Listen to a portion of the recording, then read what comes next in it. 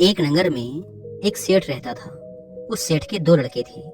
बड़े लड़के का नाम था शंकर और छोटे का नाम था गोपाल। शंकर, जो कि सेठ का बड़ा लड़का था, वह अपने छोटे भाई गोपाल से अंदर ही अंदर ईर्ष्या रखता था। और इस ईर्ष्या का कारण धन संपत्ति नहीं, बल्कि घर परिवार और नगर के लोगों से मिलने वाला मान सम्मान और प्रेम था। सेठ भी अपने छोटे बेटे गोपाल पर ज्यादा भरोसा करता था। वह व्यापार से जुड़े महत्वपूर्ण कामों को भी बड़े बेटे की बजाय छोटे बेटे को ही ज्यादा सौंपता था। साथ ही व्यापार और घर के किसी भी निर्णय पर छोटे बेटे की राय को अधिक महत्व दिया जाता था। नगर के अन्य बड़े लोग और छोटे मोटे व्यापारी, जिनके की सेठ के साथ अच्छे व्यापारिक संबंध थे, वो भी सेठ के बाद उसके छोटे बेटे गोपाल पर ही अधिक विश्वास करते थे और उसके साथ ही लेन देन व व्यापार करना पसंद करते थे। समाज और नगर के लोगों के बीच गोपाल की एक सकारात्मक छवि थी। लोग उसे एक ईमानदार और बुद्धिमान व्यक्ति के रूप में देखते थे। लेकिन बड़े भाई शंकर को छोटे भाई गोपाल की इतनी लोकप्रियता से जलन होती थी। वह सोचता था कि बड़ा तो मैं हूँ और इस नाते मुझे ज्यादा सम्मान मिलना चाहिए। घर में मेरी बात को ज्यादा महत्व दिया जाना चाहिए और पिताजी व अन्य व्यापारियों को भी व्यापार के काम में मुझ पर ज्यादा भरोसा दिखाना चाहिए। लेकिन उसके साथ ऐसा कुछ भी नहीं हो रहा था। कभी कभी वो ये समझने का प्रयास भी करता कि आखिर मेरे छोटे भाई में ऐसी कौन सी विशेषताएं हैं जिसकी वजह से उसे समाज में ज्यादा मान सम्मान मिलता है और मुझसे भी ज्यादा महत्व दिया जाता है। लेकिन उसे कभी भी अपने इस प्रश्न का संतोषजनक उत्तर नहीं मिल पाया, जिस वजह से उसके अंदर की ये गुस्सा छोटे भाई के प्रति नफरत में बदलती जा रही थी। एक दिन उसने अपनी ये मानसिक परेशानी अपने एक बहुत ही नजदीकी मित्र से बताई। मित्र समझदार था और सेठ के बेटे का शुभचिंतक भी था। उसने सेठ के बेटे से कहा, मेरे पास तो तुम्हारी इस समस्या का कोई हल नहीं है, लेकिन मैं एक ऐसे व्यक्ति को जानता हूँ जो तुम्हारी सारी समस्याओं का समाधान बता सकते हैं। बस तुम कल सुबह मेरे साथ चलना। सुबह होते ही वह युवक सेठ के बेटे को लेकर नगर के बाहर स्थित एक पहाड़ी की तरफ चल पड़ा। पहाड़ी ऊंची और रास्ता मुश्किल था। दोनों काफी देर तक चलने के बाद उस पहाड़ी के शिखर पर पहुंच जाते हैं। उस पहाड़ी के शिखर पर उन्हें एक छोटी सी कुटिया दिखाई देती है। कुटिया को देखते ही वह युवक सेठ के बेटे से कहता है, इस कुटिया में एक महात्मा जी रहते हैं जो कि बहुत ही ज्ञानी और बुद्धिमान हैं। जो भी इनके पास आता है अपनी समस्या का समाधान लेकर ही जाता है। तुम भी उनके समक्ष अपनी सारी मानसिक व्यथा कह देना, तुम्हें तुम्हारे प्रश्नों के उत्तर मिल जाएंगे। इसके बाद दोनों कुटिया के अंदर प्रवेश कर जाते हैं, जहाँ पर महात्मा जी ध्यान की अवस्था में बैठे हुए थे। दोनों के अंदर प्रवेश करते ही महात्मा जी अपनी आंखें खोलते हैं और मुस्कुराकर उनके आने का कारण पूछते हैं। दोनों युवक महात्मा जी को प्रणाम करते हैं और फिर सेठ का बेटा अपनी परेशानी बताना शुरू कर देता है। वह कहता है, मुनिवर, हम दो भाई हैं, लेकिन मेरे छोटे भाई गोपाल को हर जगह मुझसे अधिक महत्व दिया जाता है। परिवार और समाज दोनों जगह उसे मुझसे अधिक काबिल समझा जाता है। पिताजी भी व्यापार के सबसे महत्वपूर्ण काम उसे ही सौंपते हैं। वह सबकी नजरों में एक समझदार, बुद्धिमान और जिम्मेदार इंसान है, जबकि मैं एक नकारा, और इस वजह से मुझे अपने छोटे भाई से ईर्ष्या होने लगी है। लेकिन मुझे समझ नहीं आ रहा कि मैं गलती कहाँ कर रहा हूँ। आखिर मैं भी अपने छोटे भाई की तरह समाज में मान सम्मान और इज्जत कैसे पा सकता हूँ। सेठ के बेटे की पूरी बात को ध्यान से सुनने और समझने के बाद महात्मा जी ने कहना शुरू किया, समाज में जिन लोगों को दूसरों से ज्यादा मान सम्मान और प्राथमिकता मिलती है, उनके अंदर कुछ खास विशेषताएं और आदतें होती हैं, जिसकी वजह से वो भीड़ से हटकर अपनी एक अलग पहचान बना पाते हैं। आज मैं तुम्हें 15 ऐसी बातें बताऊंगा जिन्हें अगर तुम अपनाते हो तो तुम भी लोगों के बीच अपनी एक अलग पहचान बना पाओगे और उचित मान सम्मान हासिल कर पाओगे। महात्मा जी ने कहना शुरू किया, पहली आदत, बेढंग तरीके से रहने वाले व्यक्ति को लोग कभी भी उतनी इज्जत नहीं देते। जो लोग साफ सुथरे और चुस्त तंदुरुस्त होते हैं, उन्हें लोग एक अलग ही नजरिए से देखते हैं। इसीलिए सबसे पहले अपने व्यक्तित्व में सुधार लाने की कोशिश करो। हमेशा समय से नहाओ धो और साफ सुथरे कपड़े पहनो और दाढ़ी व बालों को अच्छे से बनाकर रखो, क्योंकि सबसे पहली चीज इंसान का दिखावा ही होता है। कोई चाहे कितना ही ज्ञानी क्यों न हो, लेकिन अगर वो सही ढंग से और साफ सुथरा नहीं रहता है तो लोग उसे नजरअंदाज करना ही बेहतर समझते हैं और कोई भी ऐसे व्यक्ति की इज्जत नहीं करता है। दूसरी आदत, किसी से भी मत डरो। अगर तुम सोच रहे हो कि लोगों के बीच अपनी इज्जत कैसे बढ़ाऊं, तो आज से ही डरना बंद कर दो। यहाँ इसका मतलब ये नहीं कि तुम्हें किसी से भी लड़ जाना है या फिर लोगों का सम्मान करना बंद कर देना है। निडर होने का मतलब है खुद पर पूरा भरोसा रखना और गलत के सामने ना झुकना। अगर तुम्हें लगता है कि तुमने कुछ गलत नहीं किया, तो फिर सामने वाला चाहे कितना ही शक्तिशाली क्यों न हो, तुम्हें उसके सामने झुकना नहीं है। यही है सच्ची निडरता। यहाँ निडरता का दूसरा अर्थ ये भी है कि तुम्हें अपने भविष्य को लेकर डरना बंद कर देना है, क्योंकि कोई भी इंसान ऐसे व्यक्ति को गंभीरता से नहीं लेता जो अपने भविष्य को लेकर हर समय डरा हुआ रहता है। भविष्य के लिए योजना बनाना और उस पर चिंतन करना ठीक है, लेकिन हर समय भविष्य की चिंता करके डरा हुआ रहना व्यक्ति को मानसिक रूप से कमजोर बनाता है, और मानसिक रूप से कमजोर व्यक्ति की इज्जत कोई नहीं करता। इसीलिए तुम्हें भी निडर बनना है और समाज को यह दिखाना है कि तुम्हारे अंदर किसी भी चीज को लेकर कोई खौफ नहीं है और तुम सत्य और न्याय के लिए हमेशा सच बोलने के लिए तैयार हो। खुद को मजबूत दिखाओगे तो अपने आप को ज्यादा सम्मान दिलवा पाओगे। निडर लोगों का लोग खुद सम्मान करते हैं। तीसरी आदत, हर समय उपलब्ध रहना छोड़ दो। तुमने एक बात तो जरूर सुनी होगी कि किसी भी जगह पर बार बार जाने से या किसी के लिए भी तुरंत हाजिर हो जाने से आदमी अपनी इज्जत खुद कम कर लेता है। ऐसी स्थिति में लोगों की नजरों में हमारा महत्व कम हो जाता है और वो ये सोचने लगते हैं कि अरे उसे तो कभी भी बुला लो, या फिर उसे बुलाने की जरूरत नहीं है, वो तो अपने आप ही आ जाएगा। मतलब कि ऐसी स्थिति में कोई भी व्यक्ति हमें गंभीरता से नहीं लेता। आज के समय में लोगों को थोड़ा सा इंतजार कराना बनता है, तभी वो हमारा सम्मान करते हैं। चौथी आदत, अपने जबान के पक्के बनो। समाज में बहुत ही कम लोग ऐसे होते हैं जो अपनी दी हुई जबान पर खरे उतरते हैं। अगर तुम सोच रहे हो कि समाज में अपनी इज्जत कैसे बढ़ाऊं, तो खुद को ऐसा बनाओ कि लोग तुम पर तुरंत विश्वास करने को तैयार हो जाएं।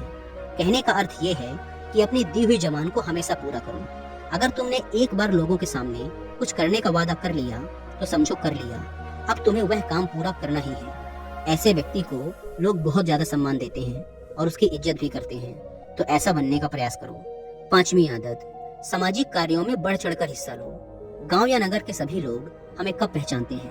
जब हम सामाजिक कार्यों में हिस्सा लेते हैं और वहां अपने काम के दम पर अपनी उपस्थिति दर्ज करवाते हैं। समाज में अपना सम्मानजनक स्थान बनाने के लिए ऐसा करना बहुत जरूरी है। यही वो मौका होता है जब हम सभी लोगों की नजरों में आते हैं।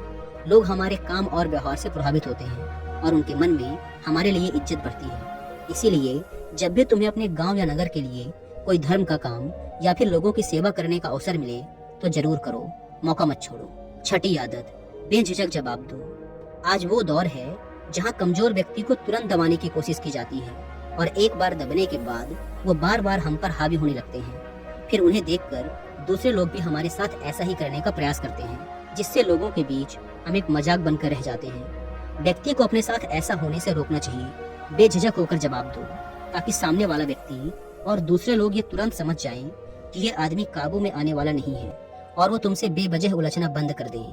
आज के दौर में अपनी इज्जत खुद करवानी पड़ती है। सातवीं आदत, अपने समय का सदुपयोग करो। अगर तुम जानना चाहते हो कि अपनी एक अलग और शानदार पहचान कैसे बनाएं, तो आज से ही समय को बर्बाद करना छोड़ दो। हमने बहुत से ऐसे लोगों को देखा है जो अपने जीवन को इतने अनुशासन से जीते हैं कि उनकी बराबरी कर पाना मुश्किल है। यकीन मानो, हर व्यक्ति ऐसे इंसान का सम्मान करता है जो अपनी जिंदगी को अनुशासन के साथ जीता है। लेकिन अगर तुम अपने समय को यूं ही बकवासबाजी, टाल मटोल और फालतू के कामों में बर्बाद कर रहे हो, तो कोई भी तुम्हें पसंद नहीं करेगा। फिर इज्जत करना तो दूर की बात, लोग तुम्हारे बारे में ताने मारेंगे और उल्टे सीधी बातें करेंगे। इसीलिए अपने खाली समय में भी कोई ऐसा काम करो जिससे तुम्हें नहीं तो कम से कम किसी दूसरे को ही लाभ हो जाए। आठवीं बात, किसी एक क्षेत्र में सफल बनो। अगर तुम किसी भी एक क्षेत्र में सफल हो जाते हो तो फिर लोग तुम्हारी अपने आप ही इज्जत करने लगेंगे, क्योंकि आज के जमाने में लोग सिर्फ सफल लोगों की ही कदर करते हैं। तुम चाहे कितने ही बुद्धिमान और ज्ञानी क्यों न हो, लेकिन अगर तुम सफल नहीं हो, तुम्हारे पास कोई अच्छा काम या व्यापार नहीं है, तो फिर लोग तुम्हें पूछेंगे तक नहीं। इसीलिए इंसान को सबसे पहले सब कुछ भूलकर अपने काम पर ध्यान देना चाहिए, क्योंकि जैसे ही तुम सफल हो जाओगे, लोग अपने आप ही तुम्हें सम्मान देने लगेंगे। नौवीं आदत, अपने हुनर और खूबियों को लोगों के सामने आने दो। कुछ लोग वैसे तो हर समय सोचते रहेंगे कि अपनी इज्जत कैसे बढ़ाएं, लेकिन उसके लिए जो जरूरी कदम है वो नहीं उठाते। समाज में लोग इज्जत करते हैं हुनर की, काबिलियत की, अच्छे व्यवहार की, न कि किसी इंसान की। आज के समय में समाज में इज्जत पाने के लिए तुम्हें अपने अंदर छुपे हुनर को लोगों को दिखाना होगा, तभी तो लोग तुम्हें खास समझेंगे और तुम्हारी एक अलग पहचान बनेगी। इसीलिए तुम्हारे अंदर जितने भी अच्छे गुण और हुनर हैं, उन्हें लोगों के सामने आने दो, तभी तुम्हारी इज्जत होगी। 10वीं आदत, दूसरों से ज्यादा ज्ञान और जानकारी हासिल करो। अगर तुम अपने मोहल्ले और नगर में सबसे ज्यादा सम्मान पाना चाहते हो, तो तुम्हें अन्य लोगों की तुलना में ज्यादा ज्ञान हासिल करना होगा, जानकारी हासिल करनी होगी और खुद को जागरूक रखना होगा, ताकि जब तुम बोलो तो लोग तुम्हारी बातों को ध्यान लगाकर सुने। इसके लिए तुम किताबें पढ़ सकते हो और जानकार व ज्ञानवान लोगों से वार्तालाप कर सकते हो। जो व्यक्ति जितना ज्यादा ज्ञानी होता है उसे लोग उतना ही पसंद करते हैं और उसकी उतनी ही ज्यादा इज्जत करते हैं। 11वीं आदत, थोड़ा सा धन अपनी सुख सुविधा पर भी खर्च करो। समाज के कुछ लोग सिर्फ दिखावे को ही महत्व देते हैं और अगर तुम धन कमाकर सिर्फ उसे जमा करते रहोगे और उसे अपनी सुख सुविधा पर बिल्कुल भी खर्च नहीं करोगे तो लोग तुम्हें कंजूस कहेंगे।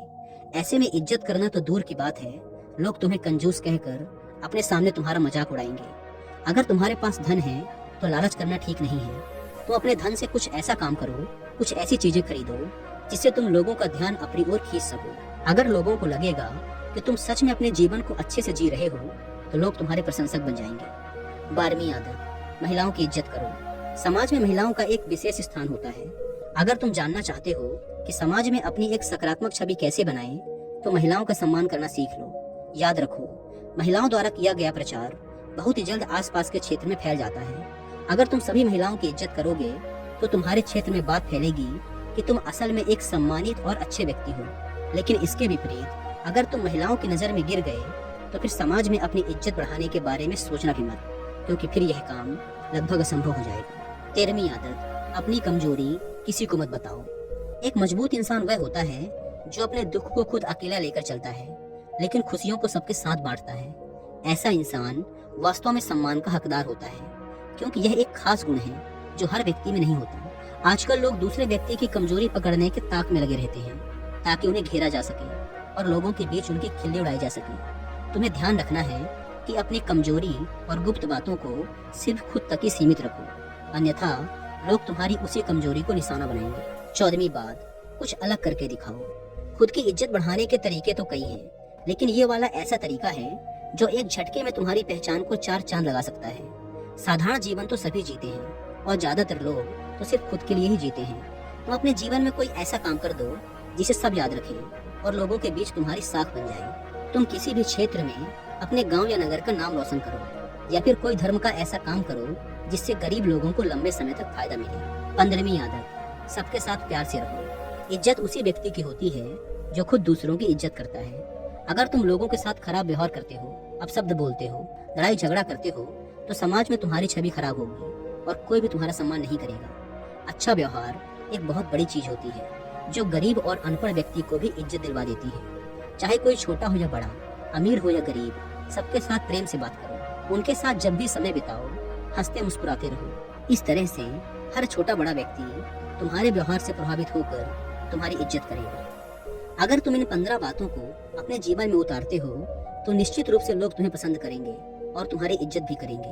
और एक आखिरी बात कि तुम्हें अपने छोटे भाई गोपाल से ईर्ष्या करने की बजाय उससे सीखने का प्रयास करना चाहिए और ये जानने का प्रयास करना चाहिए कि उसके अंदर ऐसी कौन सी आदतें हैं जिस कारण लोग उसे इतना महत्व देते हैं और तुमसे भी अधिक जिम्मेदार समझते हैं। इतना कहकर महात्मा जी ने अपनी बात समाप्त की। सेठ के बेटे ने अपने छोटे भाई से ईर्ष्या वाली बात पर महात्मा जी से क्षमा मांगी और इन 15 आदतों को अपने जीवन में अपनाने का वचन देकर वहाँ से चला गया। अगर आप इस कहानी को और भी लोगों तक पहुँचाना चाहते हो तो इस वीडियो को लाइक करो ताकि YouTube इस वीडियो को और भी लोगों तक पहुँचाए। और अगर कहानी अच्छी लगी हो तो चैनल को सब्सक्राइब जरूर करिए। मिलता हूँ मैं अगली बार इसी तरह की कहानी के साथ। तो सब्र करो, शुक्र करो और जिंदगी में आगे बढ़ो।